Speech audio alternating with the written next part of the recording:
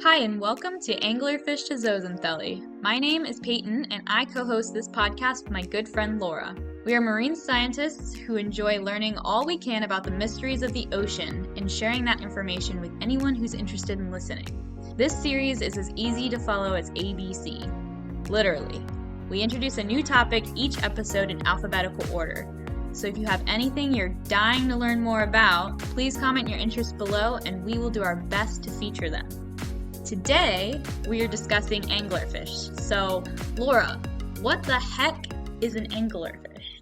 Oh my gosh, I'm so glad you asked. So actually, fun fact, so I am a marine biologist, and I did not know this. So when I literally Googled what an anglerfish was, I was surprised. So it's actually an order, so taxonomically it's a pretty wide group. So it's the order Lophiiformes. Lophiiformes. Lophiiformes. I don't know how to pronounce that. But Latin. It's a big order, so it's got 18 different families, 68 genuses, and then it actually has 321, the best number, because it's 321, living species within it. So it's actually a pretty wide range of organisms in this whole group. So like an order, for instance, would be like primates, right? So just to give like a picture of how wide of and diverse of a group that is. So like primates includes things like us, humans, right? But it also has like ring-tailed lemurs, baboons, and like eyes, which are nightmare little demon creatures, which I love. So it's not a super hyper-specific group. However, when most people think anglerfish, right, they think of like the deep sea little monster guys. And that's actually part of it, so it's a suborder, ceratioidei, and that's the deep sea anglers, or sometimes they're called sea devils, which I thought was a pretty fun little fact. And that's kind of what the classic anglerfish that people think of actually is. But also they include things like frogfishes, goosefish, monkfish, and batfish, which we will talk about the differences in a second. So physically, right, anglerfish, fun fact, they got bones. What? They got bones. I know, they got bones. Not everything in the ocean got bones. So that's a very important thing to say. So that's the first thing you gotta know about them. Quite a few of them, they're specifically known, this whole order is known for the fact that most of them are squished, kind of like a pancake, just like someone stepped on them. So they're not like a standard fish shape like a goldfish. They've been like squished, kind of like a pancake, but some of them are a little bit more rounded, so they kind of look like a ball of dough. They kind of look just kind of like a melted, like you took a fish and you just melted it a little bit. I love them. They're derpy, but they're great. They also kind of look like monsters a little bit, but we love them anyways. So they vary in size, obviously, because it is a big group, right? So some of them are just a couple inches, and some of them are a couple feet, depending on the species and what group that they fall under. The thing that keeps anglers, because obviously there are other flat fishes that look like they've been stepped on. There are other fishes that have bones. There's quite a few of those, actually. But all anglers, they're specifically known for having a type of fin ray, which is called an iliceum, which is that little antenna that sticks off kind of like right above their eyes, basically. The ones that live where there's light, they're more fleshy and kind of look like a fishing pole with like a bait on the end. Just a little fleshy bait. And then ones that live deep in the ocean, those ones frequently are luminescent and actually glow, like the ones that most people think of, because they're weird as heck. I got a couple pictures for the audio listeners. Peyton's gonna open it up and do a little description of maybe some of the groups. So the first group is the deep sea anglers. And I just want to give me one word on how you would describe this group as a whole, please. Alien. Alien. Nice. Yeah, that's accurate. They look like monsters. Yeah, and they look like it's Finding Nemo's enemy, really, when they go into the darkness. Except I feel like that wasn't super accurate, because from what I read, they can't really swim all that fast. And this guy was chasing Nemo and Dory around just so fast. So fast. They normally don't have to do that, though. No. My favorite, so I was reading some papers, and there's this one that they found the humpback, I believe, the humpback angler. Don't quote me on that, but I'm pretty sure that's what it was. And they were like, Yeah. yeah, we were really confused because we kept running into them with this like deep sea camera rig that they had set up. And the girl was just swimming in any direction. She was just kind of floating. Yeah. And then every once in a while she would just kind of like flip one flipper. It was wild. But no, they look like monsters. They don't move very fast. And they just float around like little blobby monsters that have a lamp. And they have too many teeth. They got big, white, gaping mouths with too many teeth. They got the little alien lighting thing. They just kind of look like a mouth with some fins out the back, most of them. So yeah, that is the deep sea angler. It's so dark down there. They gotta trap their prey with their big ass teeth. I know, they're monsters. They kind of look like bear traps, actually, if you think about it. Just like those bear traps that just like but like a fish. So yeah, so that's our lovely friend, the deep sea angler. Would you like to give us a little bit about frogfish? The next slide. Yes, frogfish are freaking adorable little derpy guys. They just look like they're crawling on the ground with their little fins. I'm pretty sure the audience is going to be able to see this, so that like one up on the left, I think if they're looking, I think looks like a unicorn. It's a little white fish, and he's got a thing, I think it's a fin, sticking out of his head. It's adorable and magical all at the same time. Mm-hmm. Yeah. They kind of have the eyeballs of like a chameleon. Honestly, they kind of look like the fish equivalent of a chameleon, but they're really, really small. One of the pictures has a finger, and the fish is about the size of this human like fingernail. Wow, you're so much more observant than I am. And they're very small, and because you're right, they do look like little chameleons. Yeah, exactly. I love them. They're the best. They're the complete opposite of the monsters that are of the deep, but these are all still related. Absolutely adorable. Obviously there is still some differences, because there is the one that is in the right bottom corner. That's what they call the hairy frogfish. And that guy looks a little bit freaky, but he just looks like he's having a bad hair day, and he's just covered in little wispies. But again, if you shaved that off, don't, because that would probably hurt him. But if you like shave that off, he would look about the same as the other ones. But I love these guys because they look like little, they're like something I'd want as a pet. And the thing that like, they obviously also have the Elysium, the little fleshy, and these ones live closer to shore and in the light zone, which is why they have colors. They're mainly orangey to brownish, and then we have our lovely white and orange frilly one. I can't remember the name of that species off the top of my head, but these bad boys live closer to shore, and they are known specifically for their like elbow-like front pectoral fins, and they literally walk along the ground with them. So they don't really swim. They just live on the bottom. They're crawlers. They're crawlers, and I love these things. So now the next major group is the batfish, and the batfish and the frogfish are similar because they also crawl on the ground of the bottom of the ocean. Oh man, I can see why. You have thoughts? I can see why they're called batfish. The one on the right just gets me. It's just staring the camera dead on, and it looks like it put on some bright red lipstick. Like it's about, I don't know. And it's just the most menacing stance too. It looks like a fucking pterodactyl from Jurassic Park. Oh, honestly, these guys kind of remind me of like a UFO, right? So they're like a UFO with arms, but like menacing in a way that I can't. And they're not that big, right? But they are so menacing. So this one specifically is my favorite batfish that I saw, and it's what's colloquially it's known as the red-lipped batfish. And it looked like this. He looks like he has resting bitch face. Yeah. It looks like what I did when I got into my mom's makeup when I was like 4, right? Because it's not like really well defined. It just kind of looks like a kid just smeared red lipstick over the lips. Yeah. And then it's like upset at how it turned out. I think this thing is glorious, but you know, to each their own, right? Maybe it's just not up to snuff. A little kid that put on makeup without the mirror. It's just disappointed. It's just disappointed. It's also got those little spikes, though. It gives me, like like crab or lobster feelings too. Like it's a fish and a bat and a crab because it just Yeah. looks like it has like a hard shell or tail or something. It's a weird fish, man. Yeah, it is. And I believe the batfish, there you don't see the like little antenna, right?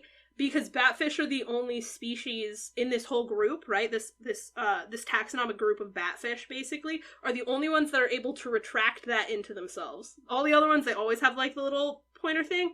These batfish only bring it out when they want to eat, which is an interesting, That's so sick. interesting little thing. Why did they? Why? No, I don't know. I don't know. But I love them. Evolution. And they're great.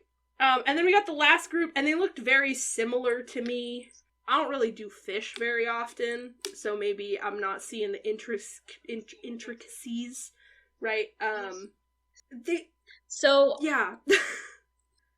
To me, I'm very much I study the cartilaginous fish. Yes. So I don't usually look at the ones with bones. They kind of remind me the way that they're shaped like rays, stingrays. Yeah. But also basically like if a stingray got together with an anglerfish, like the deep sea ones, and a like Goliath grouper, Oh, because yeah, they yeah. look pretty freaking big, and the way their mouths are shaped just reminds me of that. So, but they got those sharp ass teeth. Yeah. So Little it's needle teeth. but then so there's the goosefish and the monkfish, and these two just look really similar. The top pictures they look the same. I know. But I could say maybe it's the eyes that are different slightly. Like in the this is also I have no expertise on this. This is just me guessing. But I know with like rays and stuff, that's how we'll look and see the differences between them is like their eyes if they're protruding or like in their head or close together or not. I don't know. I put these two together. They are actually they're more closely related taxonomically than like the frogfish is to the deep sea angler, right? So these ones are in, I believe, the same family. So they are like cousins of each other. So them looking very similar makes sense. Which is why I put the goosefish and the monkfish on the same slide, because they all kind of look the same. There's like some small differences in like coloring and some basic shape stuff. But like the goosefish and the monkfish are specifically what I explained. They're just kind of like flat little pancake boys. Well, girls, technically. Pancake girls with like the sharp needle wide mouth teeth.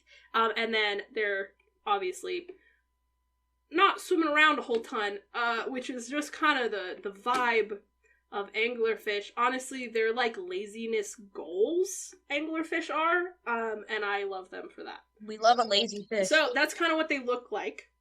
The life history of anglerfish in general, right? So like the life history is kind of what they eat, where do these organisms live, and like how do they get it on? How do they reproduce, right? I shouldn't say get it on. I regret that. But here's where I am. So like what it eats, right? So most anglerfish are like opportunistic predators. So they don't really care all that much about what they eat. They just kind of, they use their lure in a lot of cases. Or if something's just nearby, they'll just kind of like chomp down on it. I kind of think of them as like a dog. There's some dogs that like you drop anything on the floor, that dog is gonna just like chomp it and just eat it, right? So that's kind of how the anglerfish are, that they'll literally anything within the reach of its mouth, they're gonna try to bite on it, and it don't matter what it is. Usually they end up eating like crustaceans or like gastropods, so like snails and lobsters and crabs and whatnot. But like they'll eat each other. They don't care. They'll eat whatever, right? So yeah, so they're not really picky. And basically across the board, that's how they are. Again, laziness goals. You give them anything and they'll just go for it. Iron stomach, apparently. And then where they live, right? So because it's a pretty wide range, kind of like primates, how we have primates across the globe, same thing. Anglerfish are found all over in basically all of the oceans, different species. And they're basically anywhere from the shoreline to like really, really freaking deep, like 6,000 feet deep or more. So however this group frequently are what they call a benthic fish, meaning they stick really close to the ocean floor. However, the deep sea anglers are less so that, because that's really, really deep. So they're what they call a benthopelagic. So this is, bathypelagic. I said the wrong word. I'm sorry. Bathypelagic. So they are found just kind of in that really dark zone, the midnight zone, where there's no light, and they'll just kind of vibe and float through the cold ocean darkness, which is a kind of like metal. Maybe I shouldn't think of it that way, but like they're literally just, quietly Pretty sick. floating through the dark, which is wild. Obviously there's a range there. If you know what these guys look like the deep sea ones, and you've ever just like been out in the ocean, like I could understand having a fear of these guys, honestly. But like also there's really no reason to be scared of them because the chances are it would never happen. If you're that deep, okay, so like the deep sea anglers, right? None of them are found above 300 meters, which for the people who don't know meters, that is 984 feet or 8.2 American football fields. If you are that deep in the ocean, you have bigger problems than running into a fish. Yeah. That's like maybe half your body length, which just looks really freaky. Even worse so if you're not in like protective gear. If it's just you, man, rough life. Also though, fun fact, so I've read, if you just if you pulled one of those fish from the depths of the ocean up to the surface, those things would just like explode. Yep. Or just blob. Like their cells would just like Yep. They're not made for the places in the world that we are. So not even a little bit. They can't handle areas with less pressure. Exactly. And one of the ones that's like, of the deep sea anglers, right? One of the most famous ones that like, when you think of an angler, this is like the standard shape and whatnot. The humpback angler. It's never found above 2,000 meters, or that's 6,600 feet, which is 16 2/3 American football fields deep. And that's the shallowest it gets. Damn. Yeah. You're out here taking all my fun facts. Oh, I'm so sorry that I'm taking all your fun facts. I apologize. And then, of course, like, we got the monk and goosefish, and these bad boys are a little bit closer to shore. They're, like, shoreline to 300 meters deep. Frogfish are shoreline to 100 meters deep. Again, I said they're smaller, and they're basically, I think that's all roughly photic zone. And then batfish go about 100 meters to 3,000 meters deep. So they're a little bit deeper. And then finally, for the life history, we got the beautiful reproduction, that fun time. I hate, why? Exactly, thank you. So, basically all of these anglers have what they call extreme sexual dimorphism, and that basically just means that the different sexes, the male, female, are just physically different.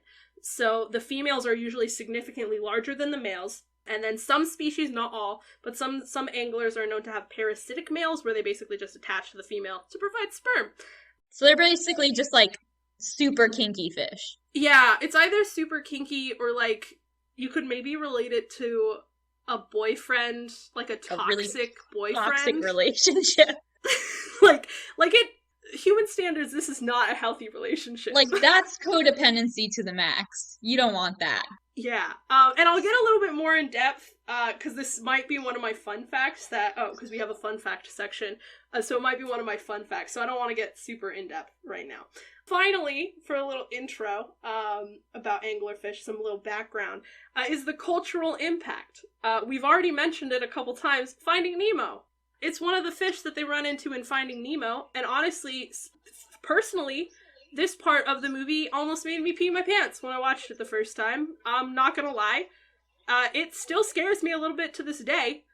I might have some, like, residual deep down trauma. But what are your thoughts? I can't watch it. I have to leave the room. Literally? Actually? No, I'm lying. Oh, dang it. I was really hoping I 25. would find some kindness about my deep-seated fear. And it's not even like I'm afraid of the fish, right? Like, I did a bunch of research on it. Like, I saw a bunch of pictures, I saw videos. But man, that scene in the movie is so scary every time. And I'm like, oh my gosh, screw it. Nemo's not worth it. Just go. Leave your son. Save yourself. Exactly. The goggles, let him sink into the bottom of the ocean. It's fine.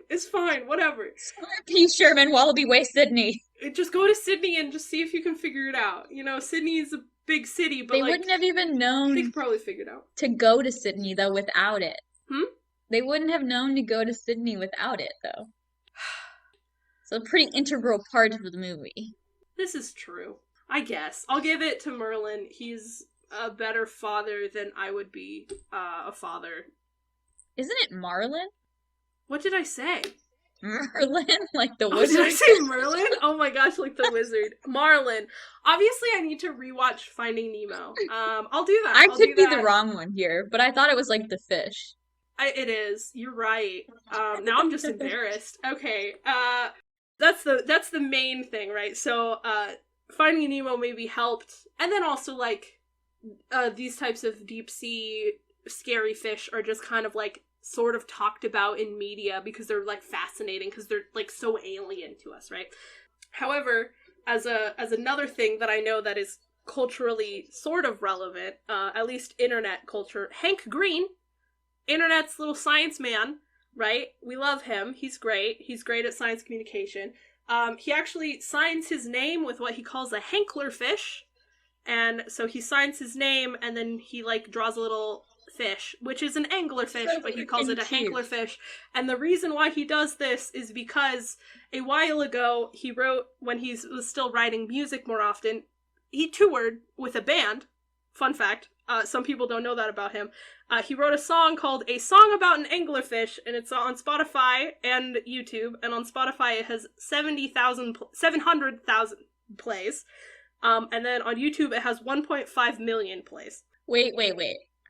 Was this supposed to be about Hank Green, or I feel like you fangirled a little bit.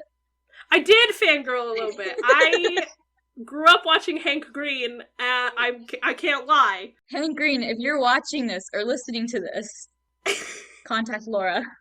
She's in love with Honestly, no, I just want a high five. If I got a high five from Hank Green, I think all of my science goals from my childhood would be complete, if I'm gonna be completely honest. I'm embarrassed now. No, don't be, because I feel the same way. I don't know as many cool facts as you do. Because Hank Green's pretty freaking awesome. I know. John Green's also cool too. If you're listening to this, also would like a high five. But I do kind of want a high five from Hank more. That's neither here nor there. No offense. I digressed much too hard. But out of raw curiosity, I decided to look up Anglerfish on Spotify, and I found that there were 53 songs on Spotify with some variation of Anglerfish in their name and title, so they were called like Anglerfish. And that was about 52 more than I anticipated, because I knew about the one, because I listened to it in high school, because I'm a big nerd. There's 52 songs that sing about Anglerfish? No, there are 53, and that's 52 more than I anticipated, because again, I knew about the one from Hank Green. And I listened briefly to all of them, because I'm again, big nerd. So I figured I made a playlist on Spotify of all of them. So I figured we'd put it in the description for people who wanted to really go on a journey through the weirdest songs on Spotify. So the genres I would place these bad boys under is like electronic to dubstep, to alternative rock to pop. There's one that sounds just like elevator music. It's at least 3 different languages involved. And then a lot of really experimental music work is what I would put it under politely. It sounded real questionable, to be honest. Some of them were questionably in quality. Again, who knew that there were so many? And most of these artists have somewhere between 0 and 100 monthly followers listening to their stuff. So if you want to be called a hipster, genuinely listen to some of these songs. They're wild. And I just wanted you... There was one that made me laugh, so I'm gonna send you the Spotify link so you can listen to it. And I just want you, and I'll play it, right? I'll edit in the timestamp. And I just want you to listen between the seconds of 15 seconds to 35 seconds. And just kind of like 15 to 35 seconds? 15 to 35 seconds. Because I figured that would fall under copyright. That's, what, 20 seconds? All right. But also, you really did your freaking research. Like, you found music, dude. Like, I know. Thank you. All right. You have to be quiet, though, while I listen to it, because it's playing through my phone. I will be quiet. I will be quiet. When I was an anglerfish, I swam down to the deepest depths. I plunged into the darkness, trying to find someone to love. With a flashlight strapped upon my head and an eager heart within my chest, a flickering of hope would guide my journey from above. Oh my god. This is such a great introduction into what we are supposed to be doing. Right? However, the best part, to me at least, is, so like the second verse lists off a bunch of different fish, right? And then he starts talking about like, oh, there's so many fish in the sea, right? Right? And then the chorus, the chorus literally made me double take and it made me snort. Like it threw me off so much. So here's the words to the chorus. Okay, so you listen to the first bit, right? Everyone did, because I'm gonna play it, right? Yeah. The chorus, the lyrics are, am I so unlovable? Don't I deserve love? Don't deserve love just like everyone else. Am I so unlovable? Don't I deserve love? Huh? So out of left field, because everything leading up to that is just about fish. Just fish in general? It's not even about anglerfish. Exactly. So yeah, so this is the type of stuff that you'll get into. And again, that song is like not terrible quality-wise, right? No, it's actually pretty good. Right? I listened to it a couple times because it just made me laugh so hard. So yeah, so that's like, that was the cultural impact. So obviously, these songs aren't like Beyonce or Ariana Grande, right? But like, they exist. So there are people, so the cultural impact, the point of these songs were partially because I just wanted to show people that I found these weird songs and I don't know what to do with them. And then also to like show that there is some cultural understanding about anglerfish and that like people are interested in it, right? Because this is an art form. Music is an art form that like most people participate in. You're just spreading the cultural wealth of knowledge on anglerfish, I guess. I don't know. All right. Exactly. Mainly that whole section was just so I could talk about Finding Nemo, mainly so I could talk about Hank Green, and then also share the weird nonsense that I found online. So yeah, so that is the basic, maybe not basic overview, but that is a presentation length overview of anglerfish. Hopefully that was enough information. I love it. I think so. The next part of our podcast is supposed to be a little game. So I'm supposed to test your knowledge with the game Two Truths and a Lie. However, I feel like you're going to do really well. And I tried. I'm so excited because I was real worried. I tried to make it kind of hard. I feel some of these things that I wrote though for truths you've already talked about. So I'm like, all right, well, obviously that's going to be a truth. Hey, that's okay. I could still be confused. I won't look at my notes if that makes you feel better. Because I've been, fun fact. Okay, yeah. If you didn't know this, I was reading off of a note list for the listeners. I don't just have this knowledge just encyclopedia'd into my brain. So I'll click into a different tab, so I won't even have my notes to go off. Wouldn't that be sick though? If you did have encyclopedia knowledge though, like school would have been a breeze. It would have been amazing. I wish I had encyclopedia knowledge. Oh my gosh. All right, Laura, are you ready for Two Truths and a Lie? I've never been more ready.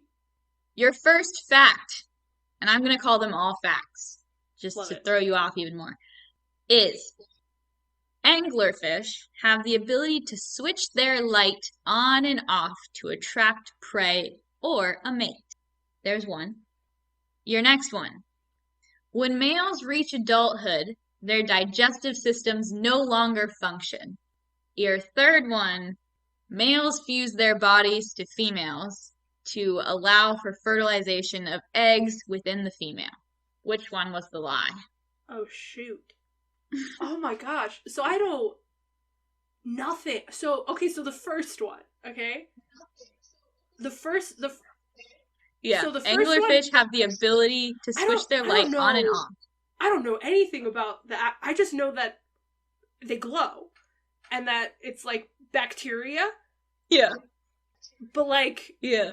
Oh my gosh, I didn't even think about that as an option. But they have to be able to turn it off at some... Wait, actually, and then the other two are... So, like, the males, I know that the liver decreases, right? When the males, like, attach to the females. But I don't know about their digestive system, because wouldn't they have to still be able to... Because they're, like, getting nutrients from them, so they'd still have... Or do they, like, completely fuse? Yeah, you thought this would be easy. I'm gonna go with A, because I feel like they just glow always. A is the lie? Actually... Oh, no. That is a truth. And I had that in the lie category because originally I read that they can't control it. But then I found a bunch of articles saying that they have this little muscle that can cover it so they can decide when to show the light and when to turn it off, I guess. Or like technically they can't turn it off because it is bacteria that's doing like the bioluminescence.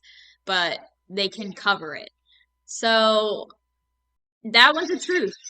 Wow, wait, so which one was the lie? So between the last two, which one do you think is the lie? So you remember the one that says when males reach adulthood, their digestive systems no longer function.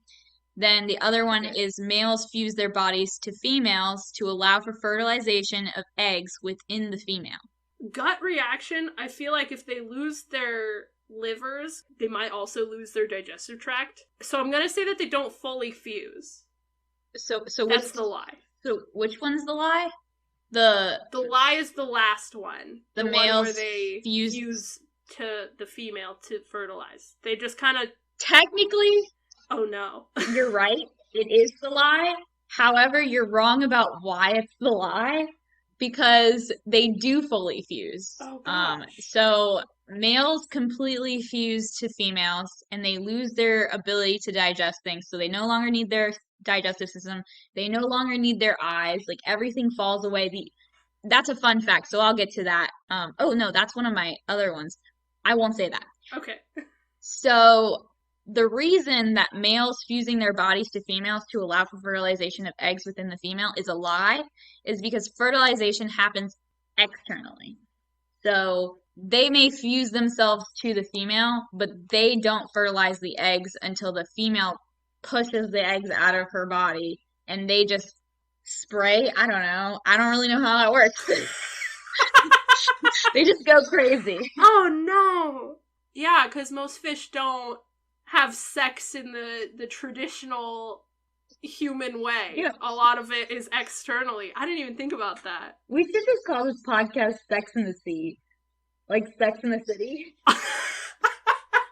It's okay. Podcast idea number 2, where we just talk about the sexual reproduction of weird ocean creatures. Sick. I love it. Because I know way too many fun facts about that. It's just so interesting, honestly. It is. It's okay. Biologists are just a bunch of pervs. I'll admit it. Really? All right, your next facts, your next 3 facts.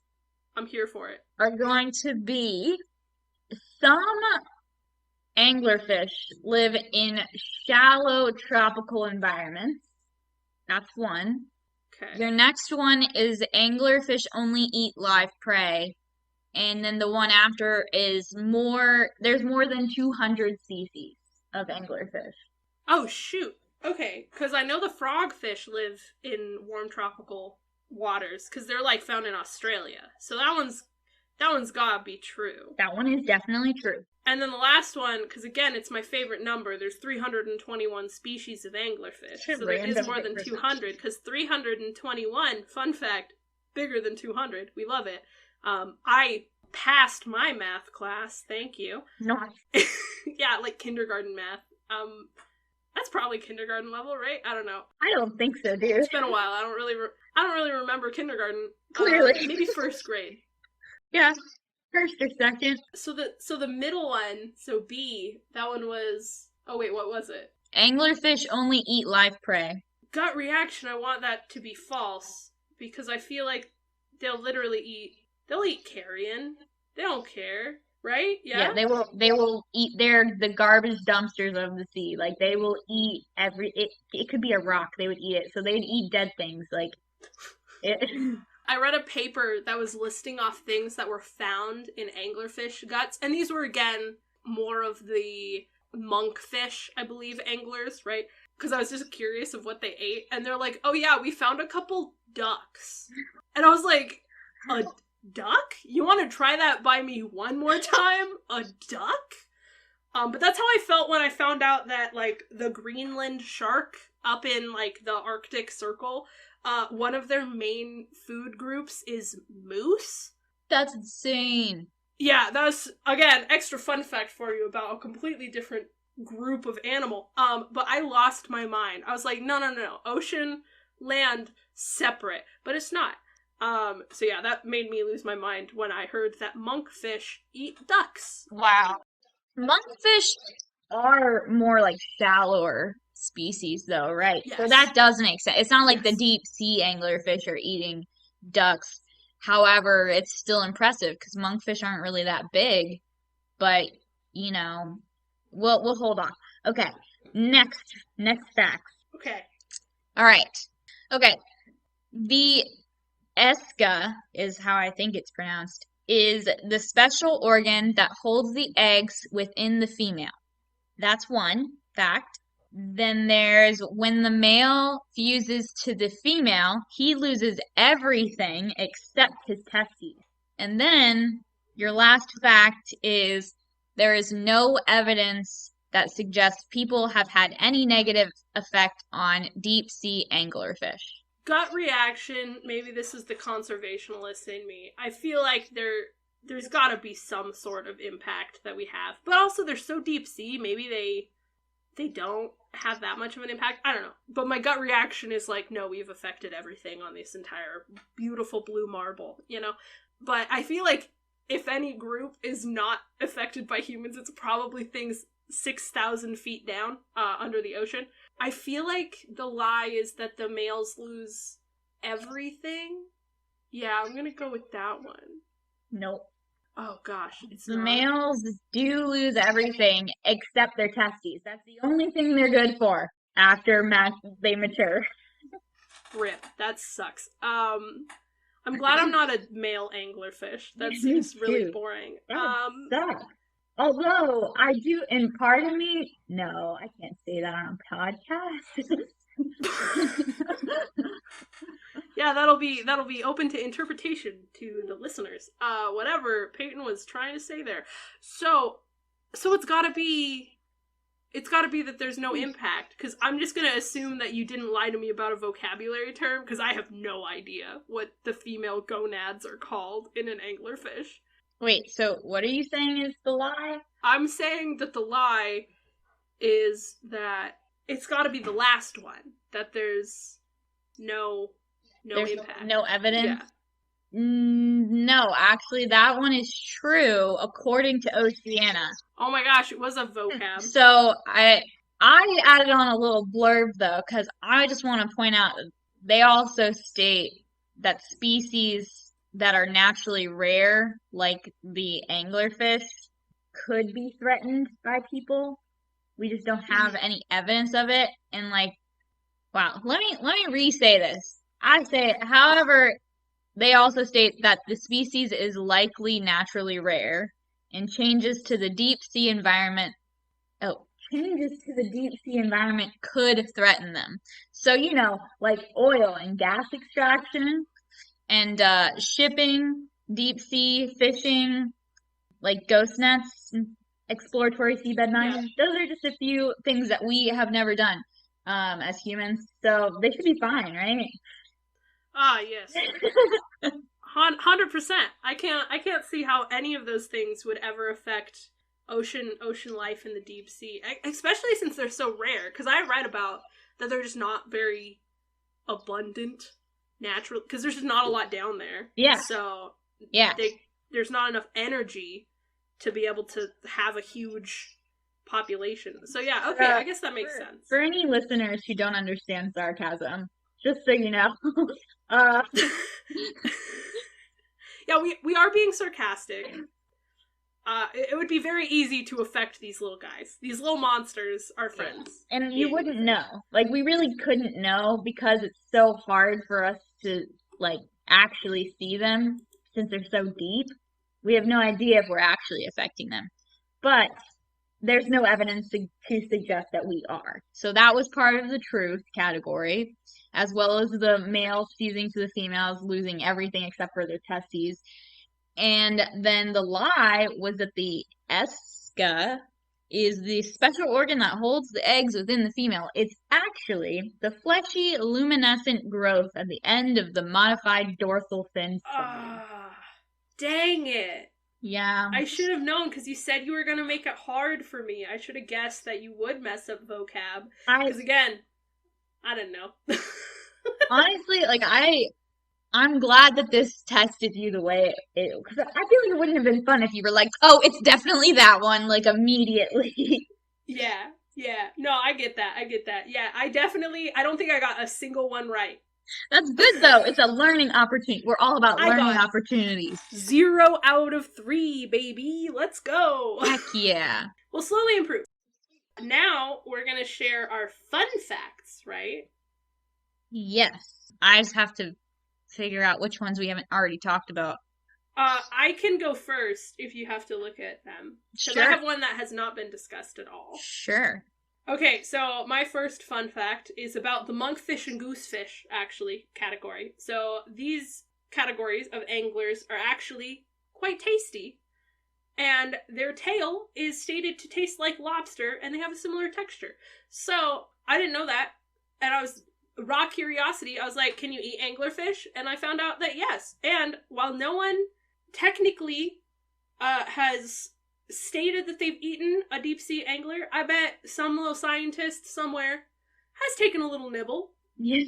So someone out there probably knows what they taste like, but I'm gonna guess that they have similar lobster-esque type vibe, maybe. But the fishing of these fish, actually, of the monkfish specifically, totaled $15 million in 2021, and it was valued at $10 million.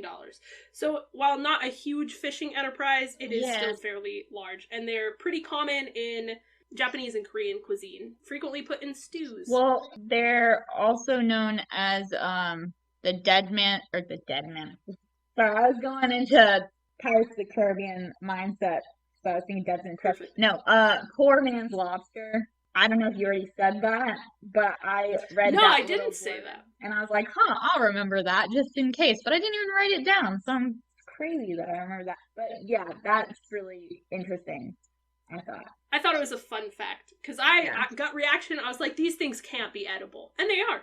So. Yeah, pretty much anything's edible if you try hard enough. I'm gonna stop you there.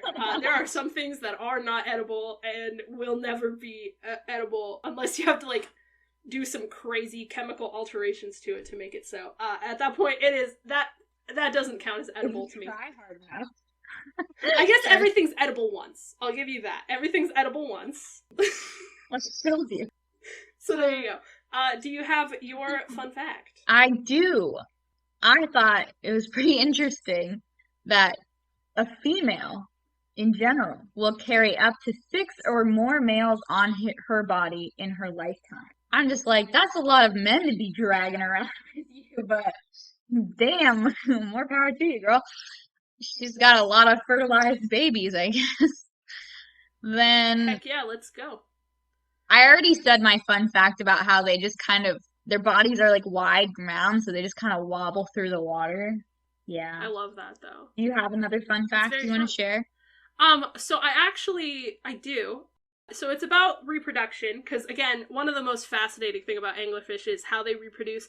However, I found the worst quote ever about this, and it's from William Bebe, or BB.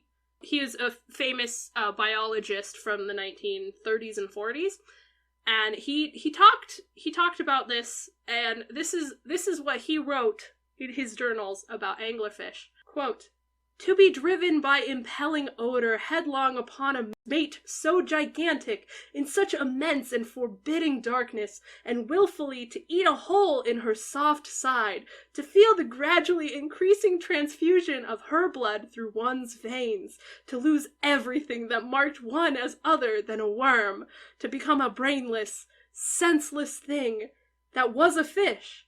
This is sheer fiction beyond all belief unless we have seen the proof of it." I feel like he was just writing poetry about a toxic relationship, and then he was like, hey. Exactly. And I hate it. That quote is appalling to me. There's something about it that just made me uncomfortable in a way that I cannot describe. So yeah, that is famed William biologist Bebe. Bebe. Bebe. Bebe. If someone wants to correct my pronunciation, feel free, because I don't know. So yeah, those were my fun facts, because we also talked about my other fun fact, which was just that the light from deep sea anglers are from a bacteria. I mean, I have 2 more fun facts, but I don't know how fun they are. These kind of facts. Throw them out. Let's see how they go. Let's see how they go. We'll rate them on a scale of 1 to 10 about how fun they are. Maybe we should make it 5. Okay. Actually, 1 to 5. All right, the first one is that they can reach up to 3.3 feet in length. I'm gonna give that a solid 3. Wow, that's pretty generous, I feel like. Because, 3.3 is not... I don't know, that's a pretty big fish. I mean, it's kind of big. Yeah, I get. Well, okay. Okay, yeah, I just am bad at measurements, I think. Yeah, you're right. That is a pretty big That's fish. over half of my body. I was thinking much smaller in my head. But yeah, I guess that is a fun fact. Okay, 3. That seems... So I'm giving it a solid 3. Okay, and then my last one is they can swallow prey up to twice their size, which we may have already talked about, but I can't remember. I don't know if we actually said that, but it is true. I think I forgot to say that. I would give that probably a good 4 or 4.5. If you didn't know that already, like the thought of a prey eating something twice its size, like I can't do that. No. I would like to be able to eat a burrito twice my body size. Oh my god! Like I can't. That'd be amazing, but the gas that would follow would be deadly. Oh my gosh, I would be in the bathroom for hours afterwards, but it would be so great. I just love burritos. So like I'm gonna give that a 4.5 out of 5. I think that's a solid fun fact. Alright. I feel like I have one more, but I didn't put it in the fun category, and I think you already talked about it. Yeah, it's just that they're found in the Atlantic and Antarctic up to a mile below the surface. If you're just curious about where they were found. I don't know. I feel like that's a fun fact. I'll probably give that one also a 3. Like, it's nothing crazy. It's not like their males are parasitic monsters that drink their own blood and fuse with the females. But, like... it's not that I don't know. That's pretty interesting. Oh, Laura. That would be it. What can I... It's just funny. Your fun meter is funny.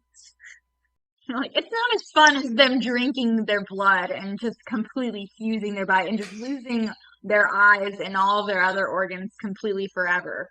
But, Like, that's a 5 out of 5 fun fact. Yeah. That's a good time right there. That's a good time. That's a good fun fact to embrace and, throw out into the world. So, yeah. I also feel like most fun facts will probably never get to a 1 range. Yeah. Because, like, that's no longer a fun fact. That's just a fact. It's no longer fun at that point. I know, but, like, where's the line? When do facts become fun? like, the fact that, like, a tree can photosynthesize is probably just a fact. That's not a fun fact. I feel like that's pretty fun. Like, that's cool. They're making energy from sunlight. I think it's all marketing. I think fun facts is all marketing. I think we've solved it. I think you can make any fact fun. Fair. Kind of like how everything is edible once. You just have to find the way to just provide the fact in a fun manner. So that's what I'm gonna stick with that. I believe all facts are fun if you make it that way. All right, cool. I agree. Cool. We're gonna market all of our facts as fun facts. So they're all for fun the rest facts. of the episode, no fact will get below a 3 out of 5 on this podcast. No. So we have just cut our thing and even smaller. I feel like we're just stalling because. Yeah, so the last bit of our podcast, the reason why we're stalling, to those who have been listening and haven't dropped out at this point, the reason we're stalling is because, as a joke, we thought it would be funny to, take a leaf out of the booklet of the 53 Spotify songs, and improv little songs, about the topic that we're doing. The idea is that we'll do this every week, because we think it's funny. However, improving a song, real hard. We're also doing it on the topic at hand, which is anglerfish. So it's not going to be... It's not going to be polished. A masterpiece. It is completely improv. So I have my guitar in hand. And I will start... I will not start us off. I will start the guitar.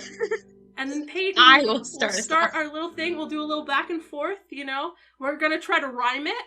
It won't be good, but I'm excited. So yeah. So here's our song, Anglerfish. Then maybe we can come out with a song that's more polished later with our ideas that we just threw out there. Exactly. This is a spitballing. This is a spitballing. Also, I am musically challenged in many ways, so this is gonna be fun. I'm so excited. But here we go. Oh, this is so upbeat and happy. Oh, I messed up. I'm so sorry.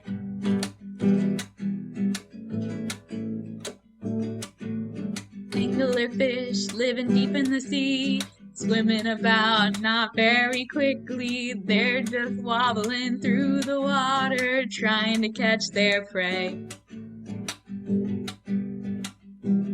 I didn't hear your line. It was a line. Should we try again? I don't know if I can do that again. You can come up with another one. Okay, sure. I feel like I'm just gonna short and quippy. It's okay. Are you gonna be able to hear me though? I'll get rid of the first one. Are you gonna be able to hear me? I'm really hoping I'll be able to hear you. Alright. Here's to hoping. Okay.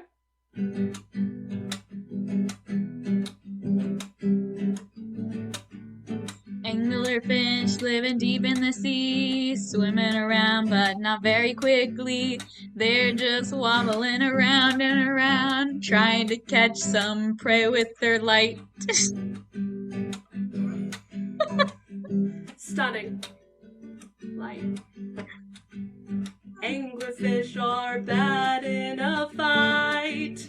They don't know how to do equal rights between the sexes. That's between them and their exes. That's bad. I'm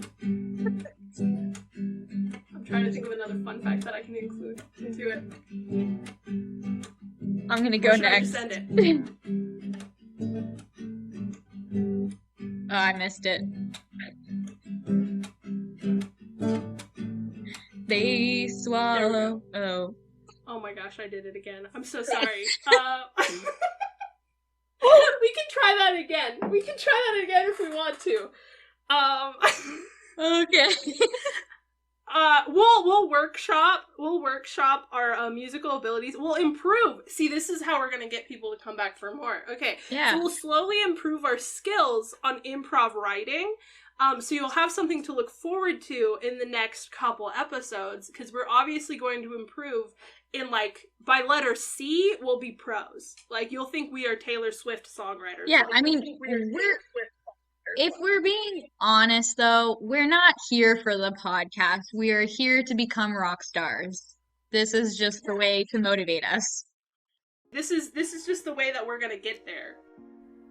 Yeah, we're not here for the science communication. We're here to become rock stars. For sure. But that, folks, was our podcast. Thank you for coming. We're very grateful for all of you for listening to us as we begin this podcast. And like to thank all of you, and then also thank all of the people who are supporting us emotionally, because this podcast makes us no money. Yet. Who knows? Hit us up. And if you want to contact us, feel free to leave a comment on this video, and we also, in our description, will have our email if you have any questions for us. Just keep swimming and have a lovely day. Bye! Bye.